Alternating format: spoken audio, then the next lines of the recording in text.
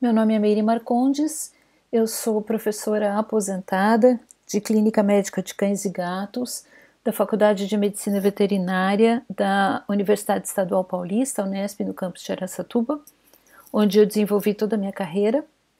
Eu sou atualmente membro da Sociedade Internacional de Doenças Infecciosas de Pequenos Animais, faço parte do Fórum Mundial de Doenças Transmitidas por Vetores em Animais de Companhia, e atualmente sou a co-presidente do Comitê Científico da Associação Mundial de Veterinários de Pequenos Animais, a OASAVA, e sou um dos 4 membros do Grupo de Diretrizes de Vacinação, também da OASAVA.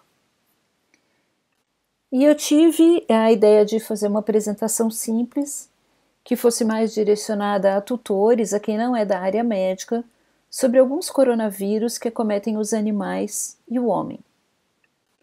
Então, quando a gente fala em coronavírus, na verdade nós estamos falando de uma família, de vírus que pertencem a uma família chamada Coronaviridae, e essa família, ela é subdividida, ela tem subfamílias, e uma dessas subfamílias possui 4 gêneros, que são os alfa, os beta, os delta e os gama coronavírus.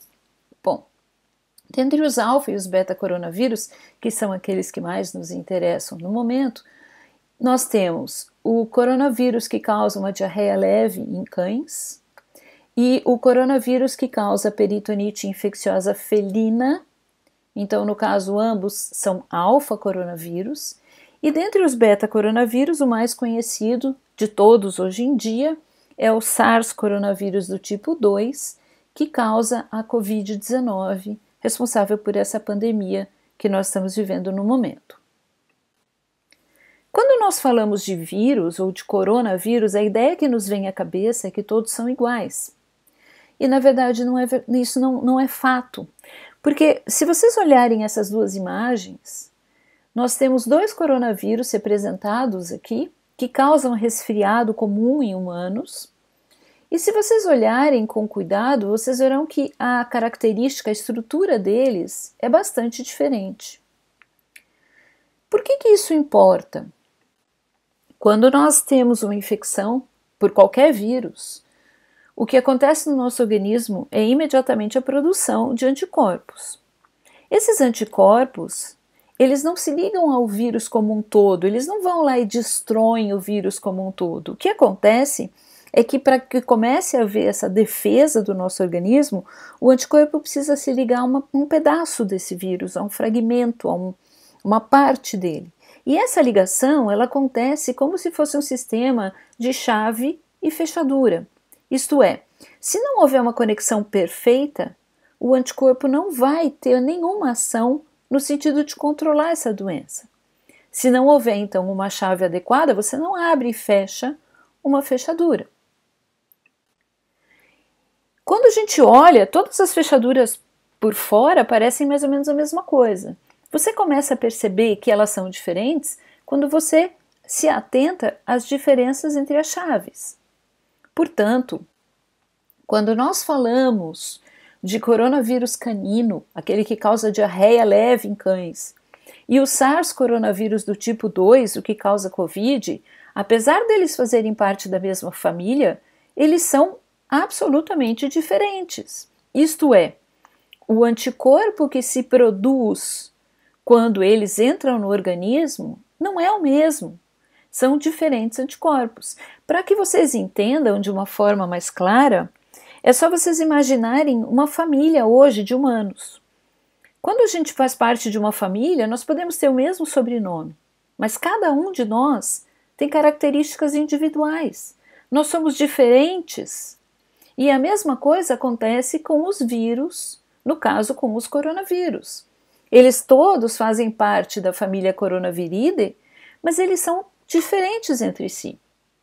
Portanto, o que é importante salientar é que nem o coronavírus canino, que causa diarreia leve em cães, tem algum problema ou causa alguma doença no homem, como também o coronavírus que causa a Covid-19 não é capaz de causar doença em cães. E mais importante ainda Se eles são diferentes e a ligação chave-fechadura é diferente, não existe razão nenhuma para que a gente faça uso de uma vacina que foi produzida para um coronavírus canino em um homem, acreditando que pode haver algum tipo de proteção, porque não existe isso. E o que a gente pode falar das vacinas que existem hoje em dia contra a coronavirose canina? A coronavirose canina é uma doença que surgiu em 1971 na Alemanha. Quando ela se iniciou, a gente sabia que os animais apresentavam um quadro de diarreia, mas se conhecia pouco sobre o agente etiológico, sobre esse vírus. E o que a gente sabe hoje sobre a coronavirose é que, em primeiro lugar, na maioria dos animais, ela não causa sintoma nenhum. Então, o animal pode adquirir o coronavírus e não desenvolver sintomas de diarreia. Além do mais, existe uma particularidade em relação ao coronavírus que muitas vezes as pessoas se confundem quando comparam com o parvovírus. Quando um cão se infecta com o coronavírus ele entra pela boca, vai para o esôfago, vai para o estômago e vai para o intestino. Ele não passa pela circulação. No caso do parvovírus é diferente. O parvovírus entra, passa pelo sangue e depois é que ele vai chegar no intestino. Quando nós aplicamos uma vacina num animal por via subcutânea, você promove a formação de anticorpos na circulação sanguínea. Então, quando eu aplico uma vacina contra a parvovirose, por exemplo, os anticorpos estão circulando no sangue e a hora que esse vírus entrar no cão e passar pela circulação, ocorre a ligação chave-fechadura e esse vírus pode ser destruído. Por outro lado, quando a gente fala em coronavirose, quando eu aplico uma vacina e produzo anticorpos na circulação, eles não vão encontrar o vírus, porque o vírus não passa pela circulação. Ele vai direto para o intestino. Portanto, essas são as duas razões pelas quais a gente não recomenda mais o uso de vacinas contra a coronavirose. Primeiro, porque é uma doença leve, que não causa problemas e na maioria dos animais você não tem diarreia. E segundo, porque a vacina não teria efeito, mesmo que precisasse haver, porque o anticorpo que ela produz não acaba entrando em contato com esse vírus. Mas e se um animal tiver parvovirose e coronavirose? O processo pode ser grave? Pode, com certeza, mas por conta do parvovírus. A parvovirose é a vilã da história. Então é muito importante que nós tentemos sempre vacinar o maior número de animais contra a parvovirose. Não é a coronavirose que importa. Se o seu cão está protegido contra a parvovirose, isso é o suficiente. Eu participei de um estudo, alguns anos atrás, onde nós verificamos que os cães que têm diarreia e os cães que não têm diarreia, ambos podem apresentar coronavírus nas fezes. Isso significa que o fato de eu fazer um exame e achar um coronavírus nas fezes não quer dizer que aquele coronavírus esteja causando algum problema. Mesmo que esse animal tenha diarreia, muito provavelmente a causa dessa diarreia pode ser um outro vírus ou até um outro agente infeccioso. Portanto, se você usa uma vacina que não contém coronavírus no seu animal, fique tranquilo porque você está fazendo o correto. Hoje em dia não se recomenda vacinar cães contra a coronavirose e isso não coloca a vida do animal em risco de forma alguma. E um outro esclarecimento que eu gostaria de fazer é em relação a esse cão que apresentou um resultado positivo e que a mídia tem veiculado. Trata-se de um animal de 17 anos, cujo tutor teve a doença em Hong Kong e o governo, isso é uma rotina deles, eles testam os animais cujos tutores apresentaram a doença. Quando testaram esse cão, ele apresentou um resultado positivo.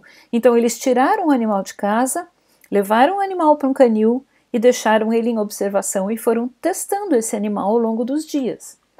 E o que aconteceu é que ao longo dos dias eles viram que o resultado passou a ser negativo, isto é, o animal não apresentava mais a presença do vírus. E o que isso significa?